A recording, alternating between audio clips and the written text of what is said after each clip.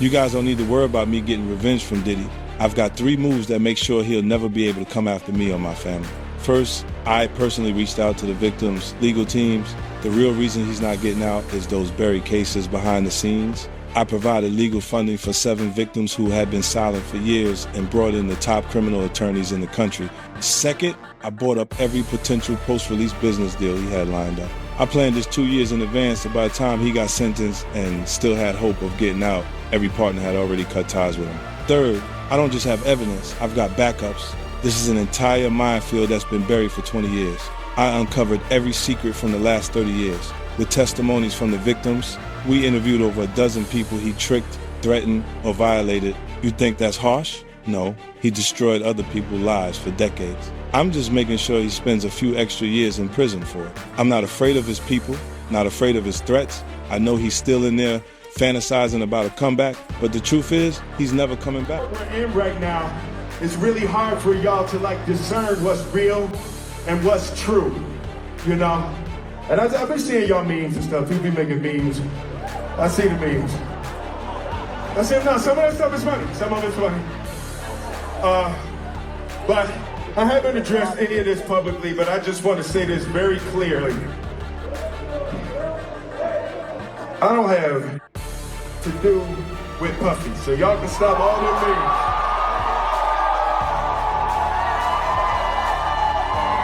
I can stop all of that. I ain't been nowhere near no damn freak off. Listen, I do enough of my own. Don't be putting me in other people. For decades, some of the biggest names in entertainment operated within shared silence. Questions existed, but raising them carried consequences. Now, 50 Cent's documentary challenges that quiet, not with accusations, but with structure and perspective. With renewed focus on Diddy and attention on Will Smith, one question emerges. What remained hidden for so long? Not because it was unseen, but because silence kept it untouchable? When you were dating J-Lo, Will Smith and Jada tried to pick her up on a threesome and you were going to beat up Will Smith. Is that true?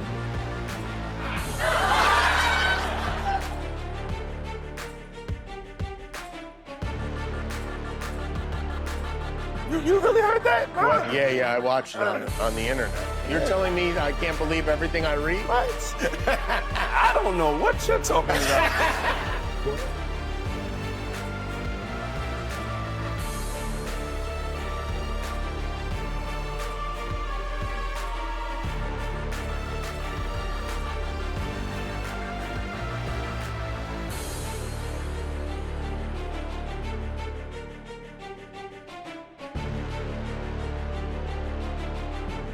The absence of response becomes meaningful in itself.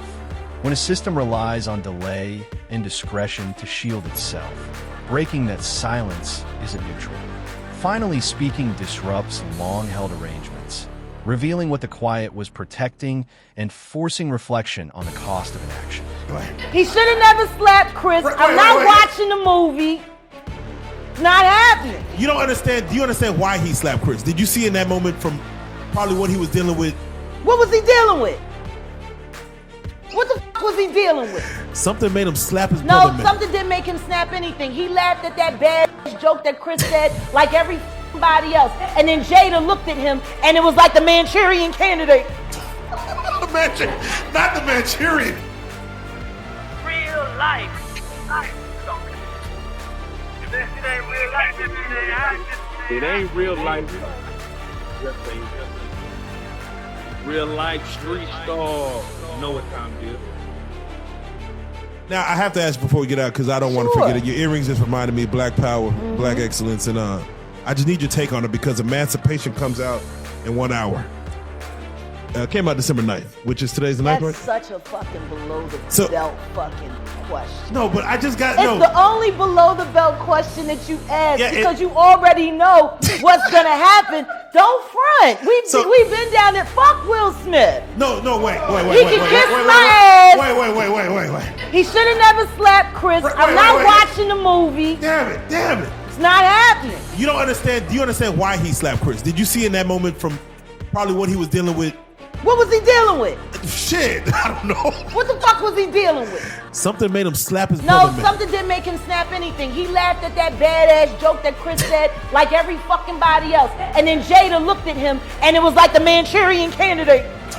Not the Manchurian. Not the Manchurian. God damn it. No! Ah! That's what the fuck happened.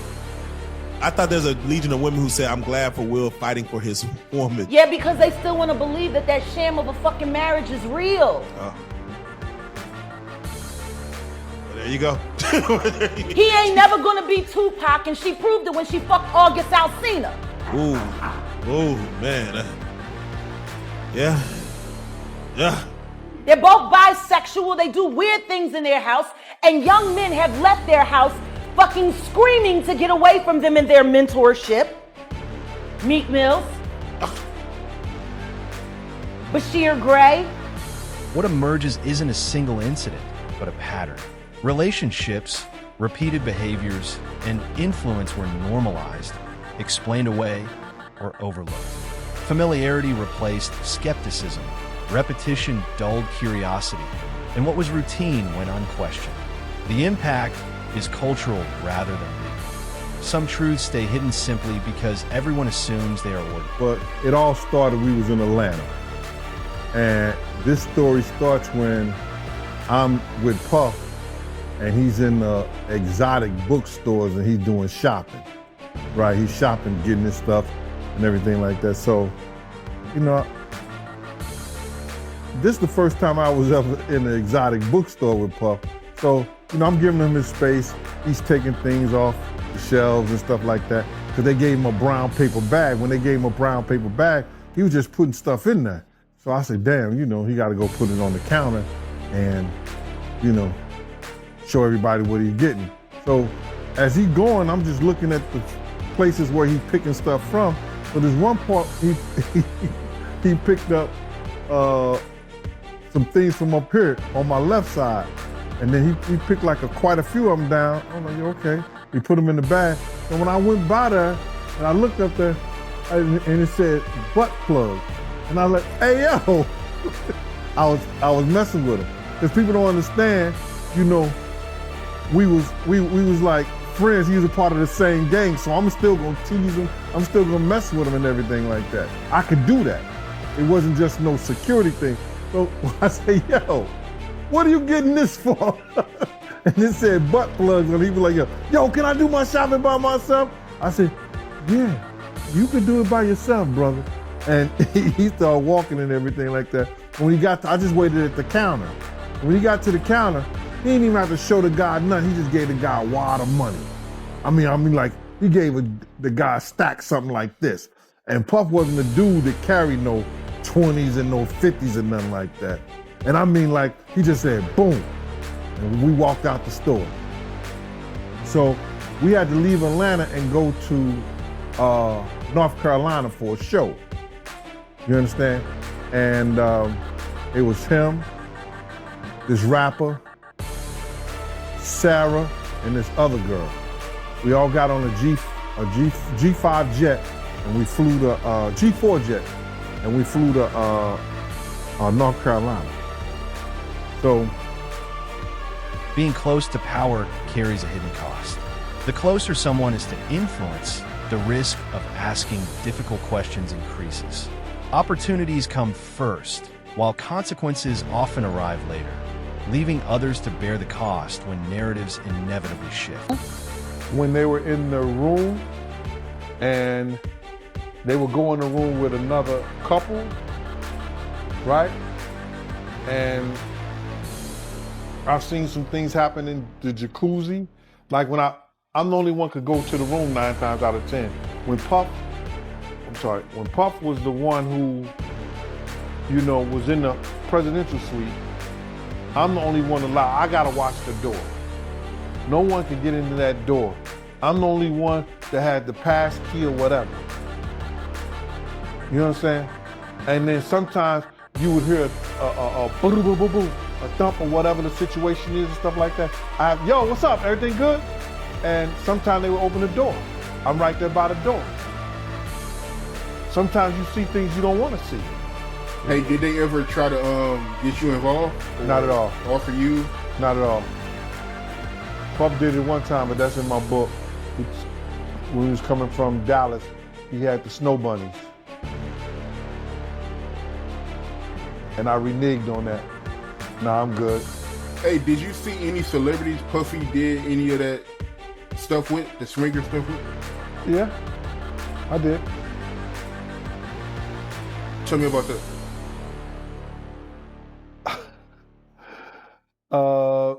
I think I told you about that. One time, him and somebody, him, Sarah, and this young girl flew from Atlanta. And they, and flying from Atlanta, we had this artist with us,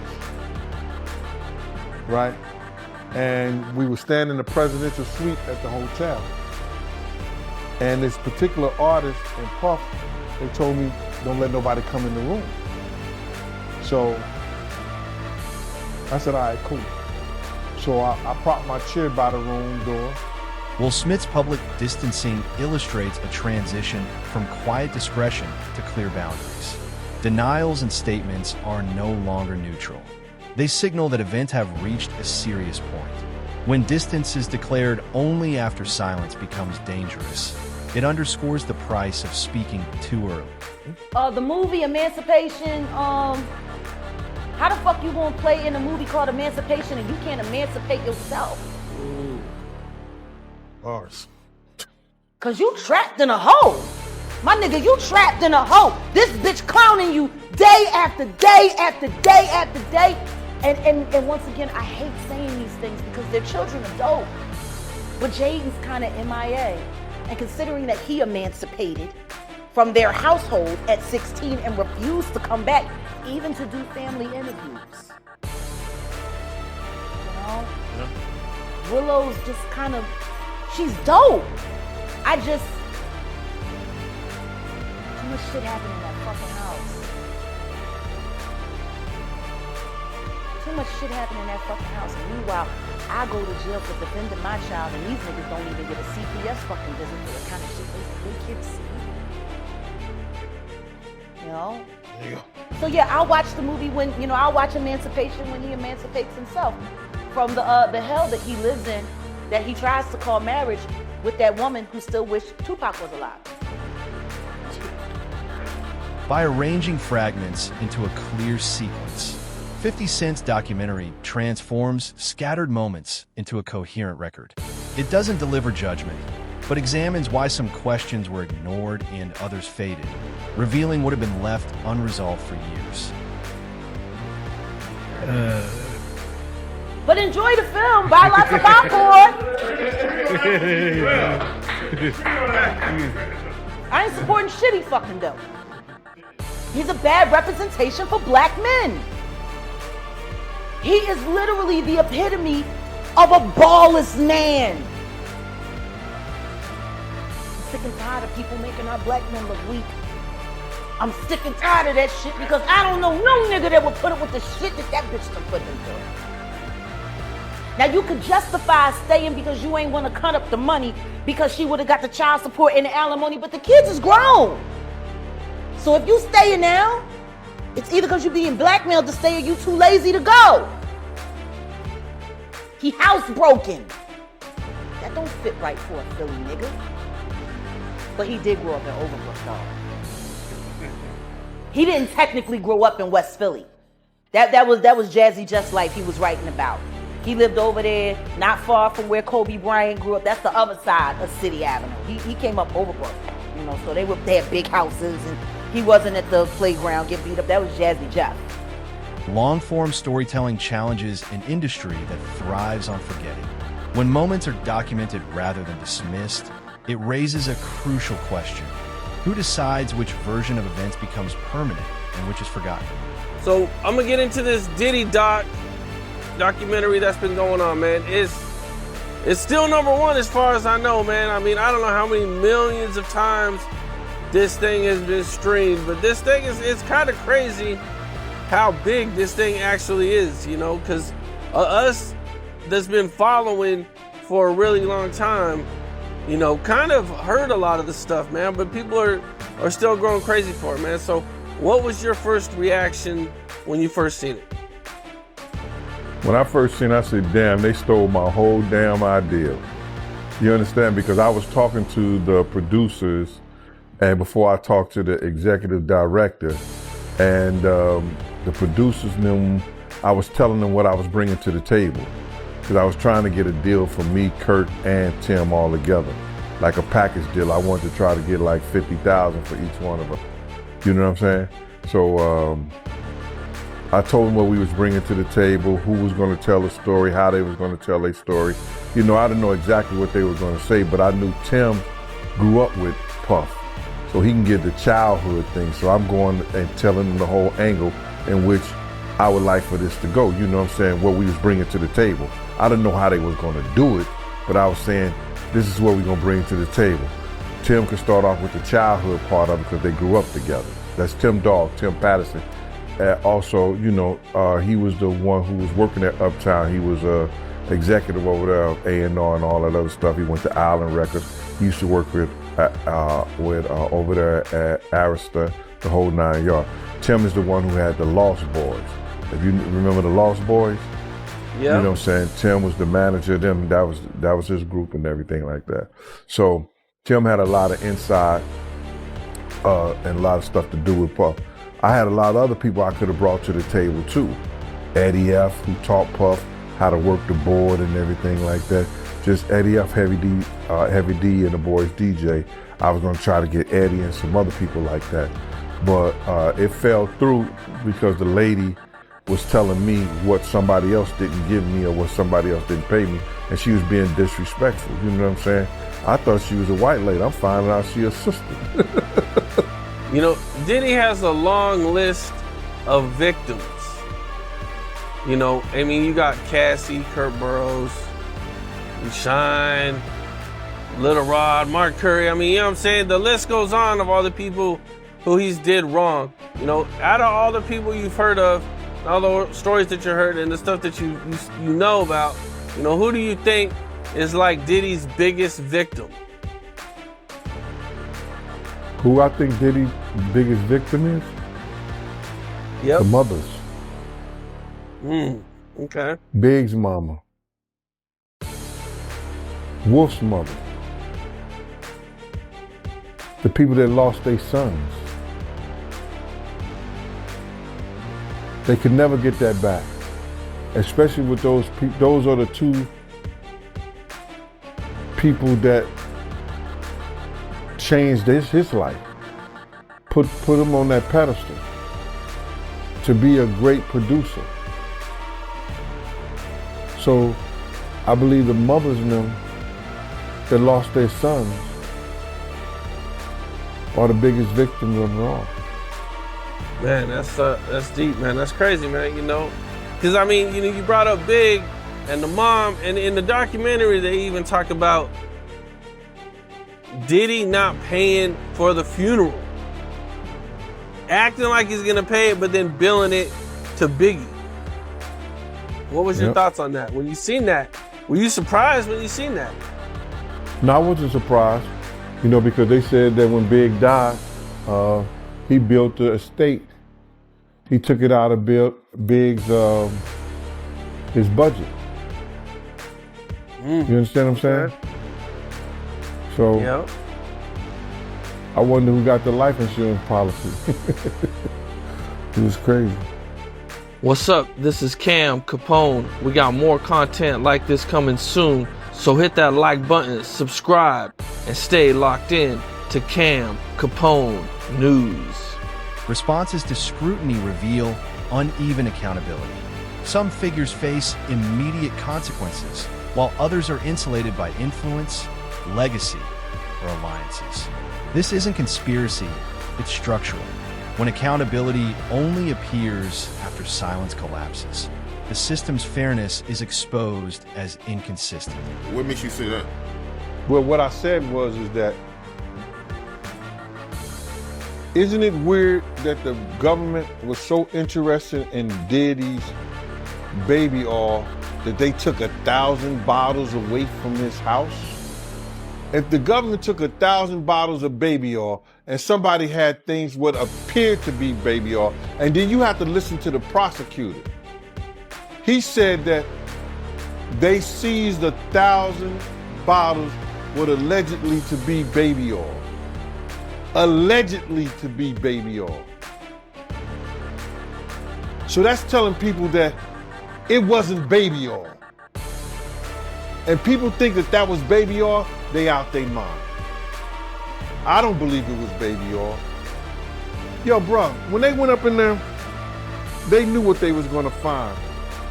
They knew what was ever in that baby oil or that those bottles that appeared to be baby oil, they knew about that at first. You gotta realize 9 times out of 10, that individual that got caught at the airport, that was supposed to be their carrier, told them what they was doing and what they had. I wouldn't put him past that he told them everything.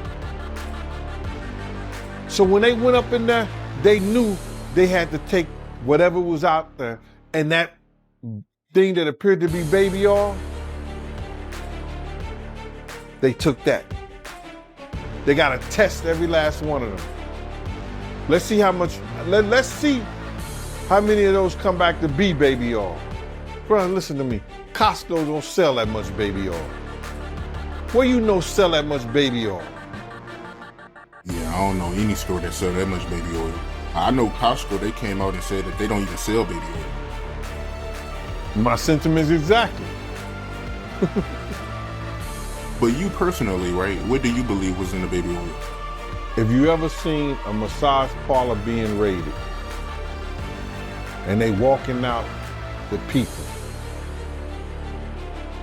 do they take the massage oil with them when they go? No, they just walk out the people who are. Silence is often deliberate and rewarded. Careers progress through alignment, stability, and conformity, while questioning risks exclusion. Quiet becomes a form of strategic currency. When speaking up threatens personal survival, restraint is chosen over transparency, and discretion becomes the path of least resistance. Gene Deal, let's get right into it. Diddy, who got indicted. You called it, man. A few weeks ago, you was on the platform and you said that he was going to get arrested in September. Yeah, man. Anybody who in law enforcement or people know the law, when Homeland Security ran up into his house, people will tell you, or people knew it was just a matter of time that they was going to indict him and bring him in to see the judge, bro. It was just a matter of time. I just figured out with the grand jury and their different sessions and stuff like that, and then what one of the witnesses told me, I just figured it out that it was going to be around September that they were going to bring him in, bro. People might not understand. It's difficult when you see a brother that has so much promise become an icon as far as in the music business and stuff that he did, to turn around and just tear his whole life down. But it's all because of his mentors and the people that trained him and taught him the music business. You know, it's all about the people who trained and taught him the music business, because Puff wasn't, he wasn't born a monster. You know what I'm saying? He was made into a monster, brother. Do you understand what I'm saying? He was made into a monster from the stuff that happened to him, the things that he had to do. You understand? The things that he had to do to become who he is. You know what I'm saying? You know, it's like this, brother. You never like something so much that you can't do without, and you never be willing to do anything to get where you want to be at. You gotta have principles, you gotta have morals, you gotta keep with that stuff. And in that music business, a lot of that stuff get thrown out the window. You understand? And that's what happened to him. He started doing the things to other people that was done to him. To keep it frank, he was doing the things to other people that was done to him.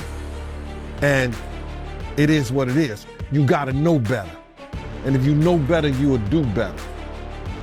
When he was in New York City, he was like that gecko from the Geico commercial. Then he turned and started going, when he lived in Cali and Miami, he turned into Godzilla. I would see him talk about how he using drugs. He was never like that. Smoking cigarettes, smoking weed and everything like that. He turned into something that you could consider a monster, bro. Then he started doing things to people. You understand? That end with a statement or release. It marks the start of reckoning. What was hidden for decades now faces public memory, scrutiny, and sustained attention. 50 Cent, Diddy, and Will Smith occupy different roles within a system shaped by power and proximity, showing how silence once maintained control. The final question lingers. Now that quiet has been broken, will truth emerge, or will the system simply evolve and protect itself in subtle ways?